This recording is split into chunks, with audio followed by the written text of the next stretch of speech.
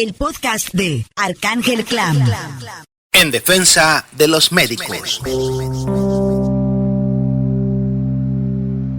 Mucho se ha hablado sobre la penalización que han recibido algunos médicos en México y sobre el movimiento Yo Soy 17. Donde médicos del sector salud, IMSS, ISSSTE y del ámbito privado se sumaron al movimiento nacional Yo Soy 17 en apoyo de 16 galenos sometidos a proceso penal acusados de supuesta negligencia médica. Marcharon alrededor de 2,000 doctores acompañados de sus familias. De manera pacífica reclamaron justicia para quienes consideran no son responsables de la negligencia que supuestamente cometieron al atender a un menor de 15 años en la unidad de alta especialidad del IMSS. El presidente del Colegio de Médicos de Michoacán solicitó protección legal para los doctores que se sienten vulnerables ante este tipo de casos. Aseguró al año en Michoacán se registran alrededor de 300 denuncias en contra de especialistas, pero solo el 5% prospera. De manera puntual se conoce que son médicos especialistas en ginecología, cirugía y anestesiología a los que más se denuncia por supuesta negligencia médica. En este audio vamos a analizar algunos puntos clave sobre esta problemática. Pero antes, vamos por partes.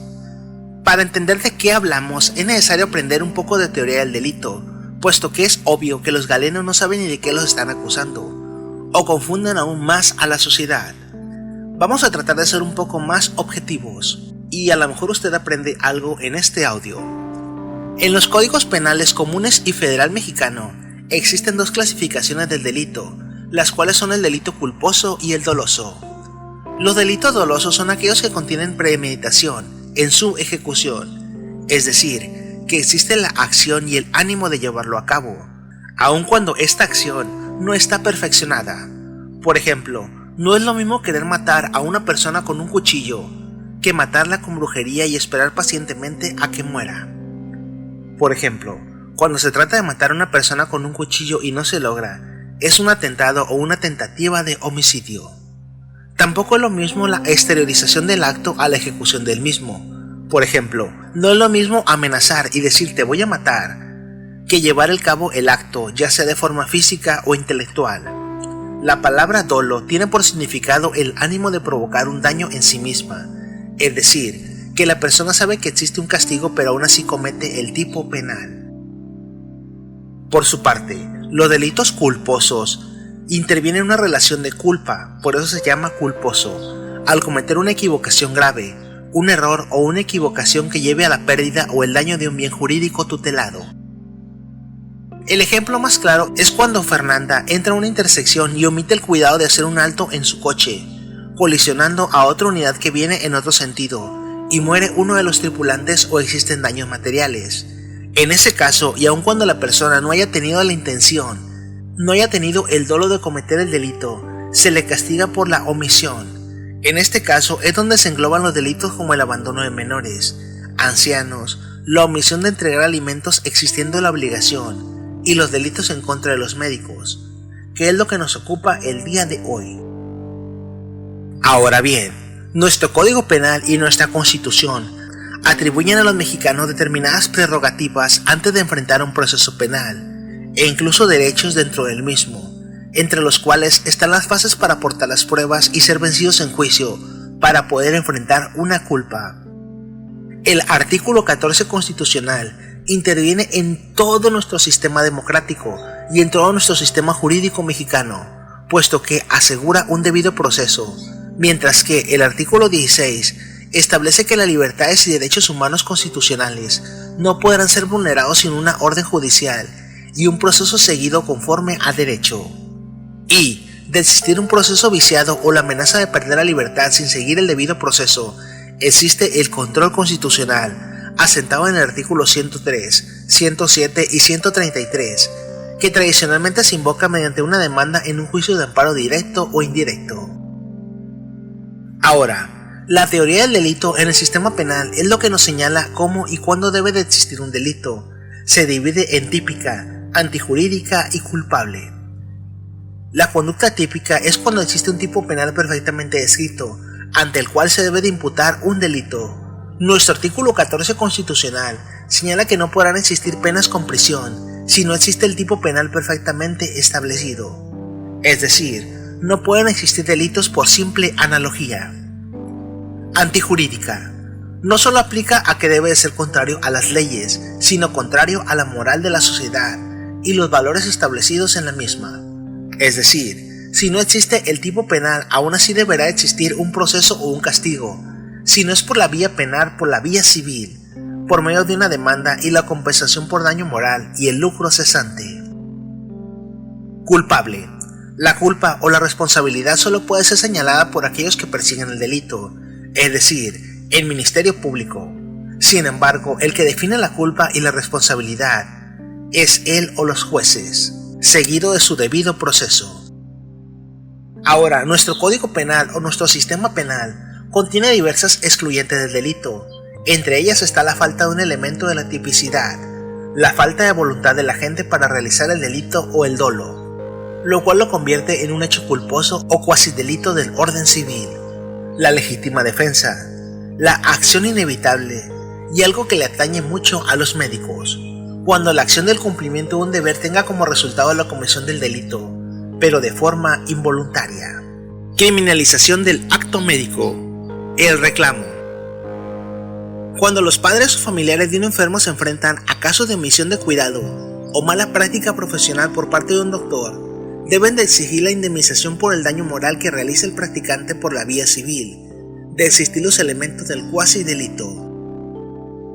Desde lo expuesto al principio con la teoría del delito que ya les platiqué, se entiende que un médico actúa con dolo cuando realiza actos que tienden a dañar a una persona, o enfrenta la culpa cuando omite el cuidado debido a realizar sus ejercicios o su acto médico. El dolo o la culpa son fundamentales en este punto, puesto que el Código Nacional de Procedimientos Penales señala qué tipo de conductas dolosas merecen prisión preventiva y cuáles conductas culposas no.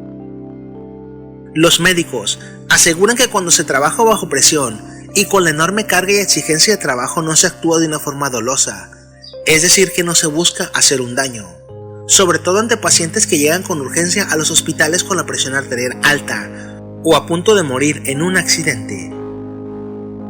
El orden jurídico.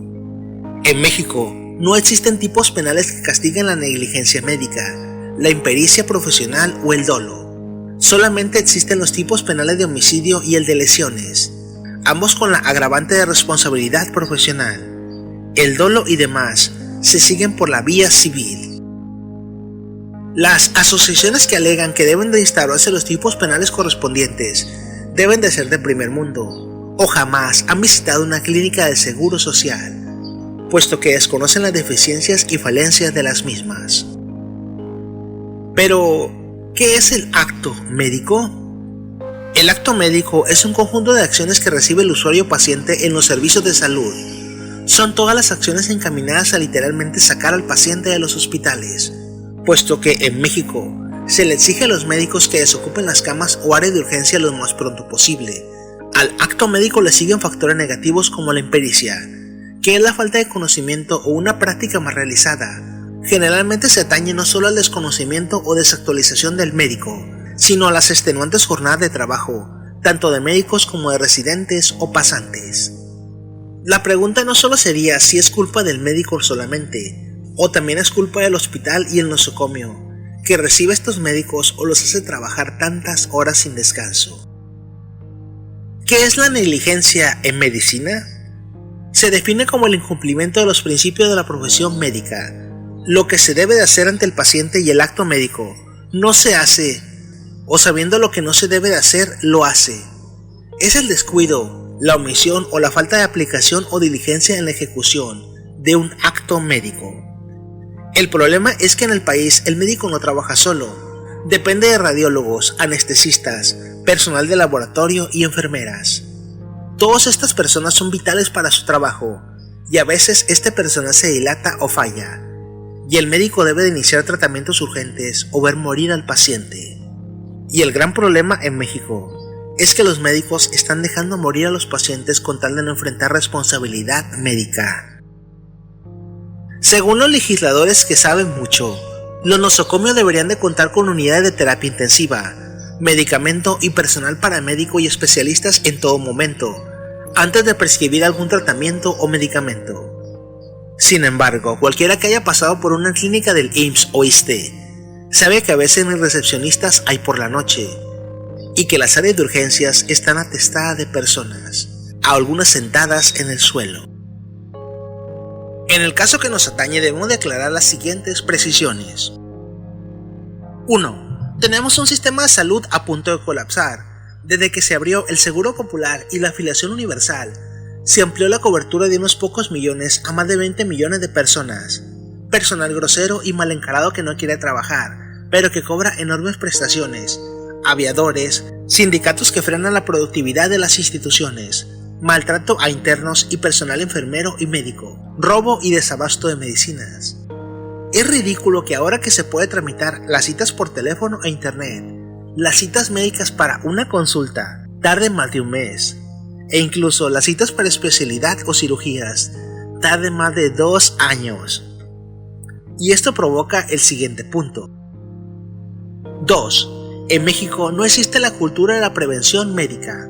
Los médicos mexicanos realizan cirugías, tratamientos delicados y en pacientes con problemas de hipertensión, diabetes y en personas que van a las unidades médicas a punto de morir porque ya no les funcionó el té de Herbalife, el tratamiento herbolario, la automedicación, que de por sí ha desarrollado gran resistencia a los antibióticos en el país, o las consultas o el consejo del vecino o el yerbero.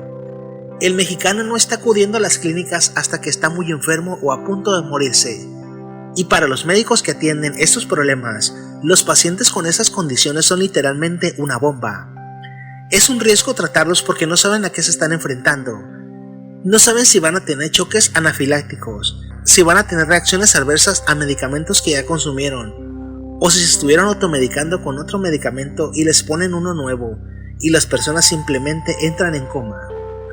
Y esto también tiene que ver con el personal de los nosocomios que a veces no captura o no da seguimiento a los expedientes médicos.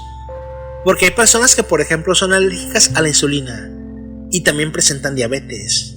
Y entonces, ¿qué chingados haces con una persona que es alérgica a la insulina y presenta diabetes y trae el azúcar muy alta o la presión muy alta? Es el problema de los médicos.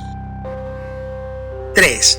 La responsabilidad médica no es proporcional a los riesgos y las deficiencias del sistema de salud pública mexicanos, aunado a la experiencia legal de los galenos en las áreas jurídicas. Por ejemplo, en el caso de la litis por el cual está en boga el movimiento de médicos, la anestesista responsable obtuvo una suspensión del acto reclamado para enfrentar el proceso en libertad, mientras que el médico que atendía al paciente no lo hizo. También es alarmante la falta de representación o la defensa y el abandono del jurídico o el departamento jurídico del IMSS e ISSSTE en estos casos, aun cuando el caso que se menciona es privado. Aunque conociendo la situación de corrupción en el país, el jurídico de la institución debe estar bien jodido, o no sabe absolutamente de leyes, puesto que debe de ser el hijo de algún sindicalizado que entró a trabajar en ese puesto. 4. Las largas y eternas filas y sobrepoblación de hospitales y centros de salud genera mucho más enfermedades en los pacientes. Tenemos un sistema de salud que enferma a los pacientes en los mismos nosocomios de bacterias o virus, porque los sientan esperar en el suelo, tirados con una venoclisis en el brazo. Luego se mueren y demandan a los médicos, pero no a la institución de salud. Y esto ya ha ocurrido en varios hospitales del país. Bebés que mueren en incubadoras por bacterias, y la institución no se hace responsable, y deja solos a los médicos y para que sean penalizados, aun cuando el personal de limpieza se la pasa haciéndose bien pendejo en las clínicas. Solo hay que ver cómo están los baños de los hospitales, o las camas de las áreas de internado. Se invierten billones de pesos en infraestructura en México. Se roban millones de pesos y desvían millones de recursos, pero nadie renueva, amplía o construye nuevas clínicas o quirófanos. Cuando se habla de salud pública y de médicos, estamos hablando de personas que deben de trabajar con material médico que se utiliza cientos de miles de veces al año y que tiene entre 10 a 50 años de uso, como es el caso de las mesas de quirófano o el mobiliario en general. Incluso se dan casos donde los médicos tienen que improvisar venoclisis o sistemas desechables, o pedirle a los familiares que los compren. ¿Se imaginan ustedes la responsabilidad que es tener que atender pacientes sin presupuesto o sin los materiales necesarios para trabajar? ¿Y que aún así te demanden? ¿Usted qué haría? Ahora bien, si en tu ciudad o donde tienes internet y pavimento existe esto, y lo puedes comprobar en tu unidad de salud local, imagínate en Oaxaca, Guerrero y en otros estados donde las mujeres indígenas dan a luz en el suelo o las personas mueren esperando una atención de urgencia, personas dando a luz en jardines públicos porque les niegan o les aplazan la atención médica. Sin embargo, la actuación de las autoridades de salud ha sido muy rápida y contundente.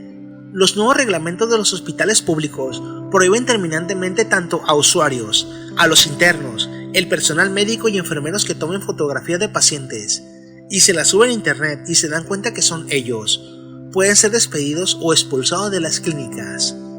Puedes ir a tu clínica local y observarás los anuncios en las paredes que dicen que está prohibido tomar fotos o video. 5. Las leyes comunes y federal y el tipo penal de omisión de cuidado no es adecuado a la relación médico-paciente, puesto que son hechos fácticos que no dependen de ciencias exactas, sino respuestas fisiológicas del cuerpo humano. Tal es el caso de las alergias a medicamentos. ¿Cómo va a entender un fiscal qué es un choque anafiláctico o qué es la anafilaxis? Los médicos no pueden ser juzgados por una fiscalía que solo utiliza peritos para revisar las pruebas, pero que no tiene un cuerpo de médicos especializados para corroborar la probable responsabilidad de un imputado. Por eso la naturaleza de los colegios de médicos y las asociaciones de arbitraje médico, que se realizan con profesionales de la salud, no con abogados o diputados y senadores que solo crean leyes sin saber qué demonios están haciendo, o solo las hacen para quedar bien con la sociedad. Es imposible que personal judicial y no médico pueda entender o encontrar la relación de causalidad, que son las causas y efectos de la muerte de una persona, o la litis de una demanda, puesto que solo personal médico calificado en medicina forense y en actos médicos podría detectar una anomalía de este tipo. ¿Usted cree que un legislador plurinominal que apenas termina la primaria podría realizar un tipo penal o entender siquiera por qué lo está votando? El problema es que los legisladores no tienen estudios en derecho y mucho menos en medicina. Si ni siquiera pueden evitar que maten a los paramédicos de la Cruz Roja o asesinen personal de los hospitales o prevenir la desaparición forzada de médicos y quieren legislar sobre la práctica médica, por favor. 6. Los médicos y enfermeras deben de tener una responsabilidad por sus prácticas. Esto es inexcusable e indiscutible, pero esa responsabilidad debe de limitarse o ser acorde a las limitaciones del precario sistema de salud mexicano. Por eso hay galenos que mejor no intervienen a un paciente y tienen que aventarse la rifa del tigre para intentar algún tratamiento, o ver quién lo quiere atender, o de plano le dicen a los familiares que se lo lleven a morir a casa o a una institución privada, que es lo que ocurre con este niño que acaba de morir. En Estados Unidos los médicos tienen que tener un seguro especial de responsabilidad médica o civil, que pagan cada mes o cada año, el cual contempla su responsabilidad médica durante su ejercicio. Esto lo exigen tanto las instituciones públicas como privadas. Sin embargo, en México, los nosocomios cuentan con un órgano jurídico. Sin embargo, vayan ustedes a saber por qué abandonaron así de esta forma a los médicos acusados que han trabajado en instituciones públicas. En México, únicamente los hospitales tienen responsabilidad civil, pero los médicos no. O cada médico se asegura según sus posibilidades. 7. Cuando un médico recibe a un niño o anciano en tratamiento y tiene que ejecutar un acto médico, es lo mismo en relación a lo que el galeno debe de realizar. Únicamente cuida las proporciones de medicamento que añade a los tratamientos, puesto que su código hipocrático le previene y le obliga a no actuar sin miramientos o distinciones. Sin embargo, como sociedad nos duele más la muerte de un menor que de un anciano, pero ante los tribunales son lo mismo, aun cuando se hable del interés superior de la niñez, puesto que se trata de salvar la vida que el médico está recibiendo. El galeno no sabe si no lo alimentaron bien en casa o los cuidados u omisiones que los padres tuvieron con el menor.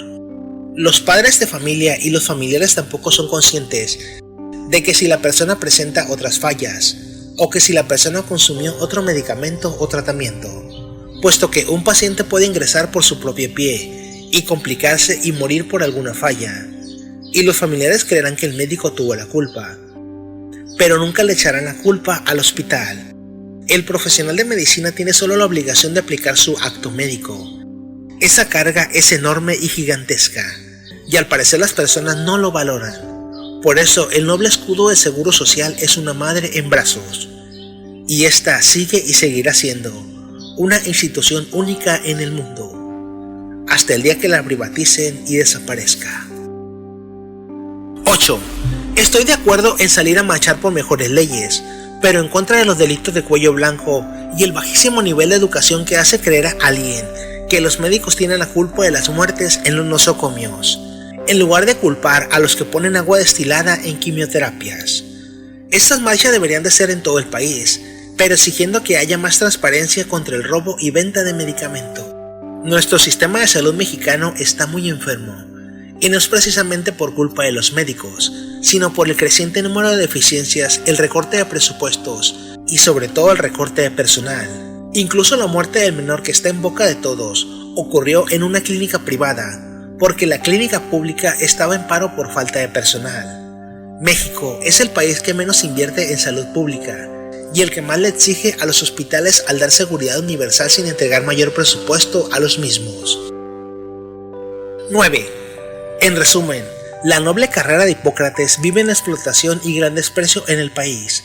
Las clínicas tratan mejor a sus sindicalizados de intendencia y personal no médico que a los galenos.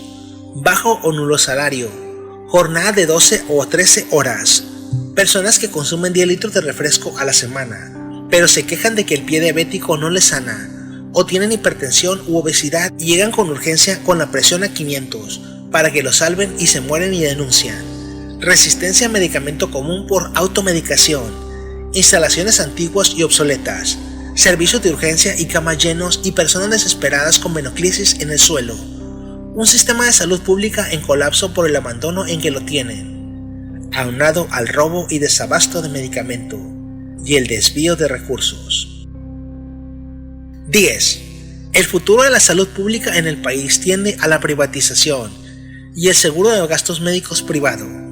Desde el momento en que debes de atenderte en una farmacia similar, aún teniendo seguridad social, ya se puede comprobar este dicho. En eso es lo que deberíamos de estar preocupados. Es muy noble lo que hace el IMSS e ISSSTE, a pesar del bajo presupuesto y lo que los dirigentes se roban.